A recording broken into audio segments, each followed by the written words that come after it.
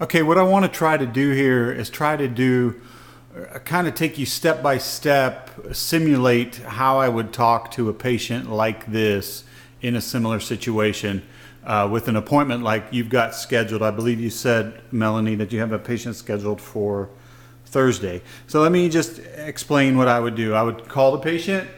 I would tell the patient, please don't take any Advil or ibuprofen, Tylenol. Don't take anything for the pain on the day of your appointment if you can. If your pain is just too severe and you have to take something, I understand. I can't tell you to just suffer all day, but I can tell you that our testing is a little more clear cut if possible, if you could come without having taken any medication. So let's say the patient arrives. First thing I'm going to ask, Mrs. Toothache or Miss Toothache, are you in pain right now? Are you having a toothache right now? No, I'm not. If I don't mess with it, no, I have no pain. Okay, let's go with that scenario. So what I'm going to do is ask her, do you have any, do you suspect a certain tooth? Is there a tooth that you can point to or touch with your tongue or with your finger that makes you think, oh, this is the tooth, this is the one? And at this point, I'm going to talk to them about the way we number the teeth. I'm going to go ahead and tell her, this tooth all the way back by your ear, this is tooth number, we call it tooth number 31, okay? That's the one all the way at the end. We call that 31. The one in front of that, your middle tooth, we're calling it, you've been calling it your middle tooth, we call that number 30. And the one we did the other one we did the filling on, we call tooth number 29. So, of those three teeth, the three that we suspect the most, is there one of those that you suspect? And if the patient does point to a tooth, then I'd tell them. I'd say, oh, you're pointing at number 29, for instance, okay? That doesn't mean I'm convinced that the patient is correct, but I want the patient to become part of the diagnostic process with me, okay? So now they're kind of in the process with me, and whatever we decide, we've decided together, okay? I think that's very important. So now we've gone past the initial questioning. She's not having a toothache at this moment. She kind of points to tooth number 29, but take that for what it's worth. Now I'm going to go to the opposite side. I'm going to go to the patient's left side, and I'm going to say, here's what I'm going to do. I'm going to touch your teeth like this, and I'll use my finger. I might use a mirror handle. If I use a mirror handle, I'm going to be pretty gentle. I don't believe in rapping on these teeth hard. I don't think it does a lot of good.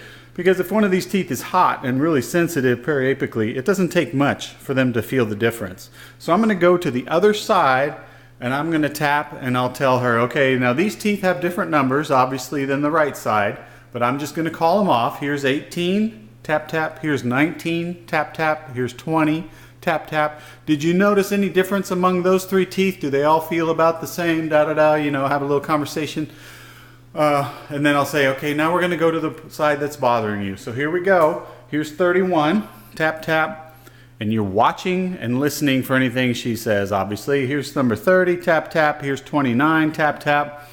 At that point, maybe she'll say, hey, 29 felt different. 31 felt different. Or don't touch 30 again. Please don't touch 30 again. She may say something like that. Again, that doesn't mean you're done, but that's your next piece of data. Now you might want to try a bite test, and by that I'm going to ask her, do any of these teeth hurt to bite on? Are you chewing on this side? Are you avoiding, you told me you're avoiding cold, are you avoiding hot? Do you drink coffee or tea? Do you eat soup? Have you not been doing that for the last few days or weeks? And that, that gives you a guide.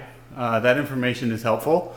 If she says, I chew over here, sometimes I'll say, if I gave you a piece of gum, would you chew it on both sides, or would you just avoid this side even with chewing gum? Depending on the answer you get there, you could do a little bite test. And, you can just use any kind of a tooth sleuth or wooden stick or whatever you like to use and just say, okay, go ahead and close together till you feel this touching. Put a little pressure on it if you can without it hurting. Okay, that's 31. Okay, let's try 30. Let's try a different spot on 30. Let's try a different spot on 31. Let's try 29. Let's try, and work your way around with the bite test. Next thing you're going to do, if she has said, you know what? If you put cold in there, it'll start hurting for sure. Say, oh, really? Okay, well, listen, let me show you on the left side with these other teeth. This is a little piece, this is a little cold cotton pellet. I'm going to put it on your tooth, and that's what I like to use. I like to use a cotton pellet with endo ice in a cotton plier. I don't like to use a cotton tipped wooden stick applicators. I like to, take a little piece of cotton, form it myself, and hold it in a cotton plier. I think it holds the cold a little better. And whatever you like to, whatever your method of cold, but let them get the sensation of cold on the left side. Tell them, this is what it feels like on your left side. You feel the cold, and then I take it away, and then it goes. The tooth goes as soon as you feel the cold, I'm going to pull this away. Okay, you just tell me as soon as you feel it. Make a sound, raise your hand, whatever signal you want to use. I'm going to pull the cold away, and then you can warm up the tooth with your tongue or close your mouth or whatever you need to do. Okay, you ready? Let's go. Okay, here's 18, here's 19, here's 20. Okay, now let's go to the right side. And now when you get to this side, take some time. If you do 29 first, say, okay, that's 29, and then sit there for a minute and ask her, has it gone back to normal? No, not yet. Now it has. And you kind of get a feel for how long did that take. Sometimes you'll be sitting there and you'll say, yeah, it's not really going away. It's kind of going away. Now it's kind of throbbing. Well, guess what? If you've already gone on to number 30, you don't know which one started throbbing. So if the patient is telling you cold makes it hurt, it's not hurting right now, that's when you really have to slow down with the cold test, because your goal is to make one of these teeth hurt. So pick a tooth, get it cold, pull the cold away, let it warm back up, see if the throbbing came on. Now, again, patient knows the answers, so they're going to tell you 29. Oh, it started throbbing. Now, if that's the first tooth you tested with cold, there you go. You're now everything's throbbing. You can ask the patient what makes it go away. You can go on and test the other teeth, but you may have to just stop and say, you know what? We know that the nerve of number 29 is a sick nerve. We can work on that tooth today. We know because it started throbbing when it got cold. And we also know that may not be your only problem. You could have more than one tooth, but that's where we're going to start today. And the patient's kind of been in on it with you all along, and they understand, your tests aren't perfect and all of that. But I would still continue on with my testing, but that's part of the conversation I'm going to have. Let's say the patient comes in tomorrow and they say, man, I couldn't wait for my appointment. This thing's been hurting me all day. Say, well, is there anything you do to make the pain go away? And they say, yeah, I take Advil. Anything else? No, not really. It just hurts all the time. I can't really make it go away. This is a case where you may use the cold to see if you can relieve the pain. That's kind of a nifty situation to be in. If the cold relieves the pain, you can turn it off and on like a switch on these teeth sometimes, and patients are just kind of blown away. So you can say, okay, it's throbbing right now. I'm going to put the cold on number 31. Let me put the cold on there. Do you feel the cold? No, I don't really feel it. No, I don't really feel it. Well, I kind of feel it. So you take the cold away, and then they're sitting there and they go, you know what? The pain went away. It quit throbbing. If you want to warm that tooth back up, you can take a Prophy cup and you can show them, this is the little rubber wheel we use to polish your teeth.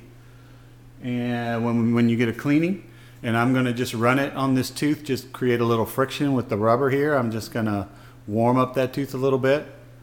And you can run that Prophy cup for, 15 seconds or so.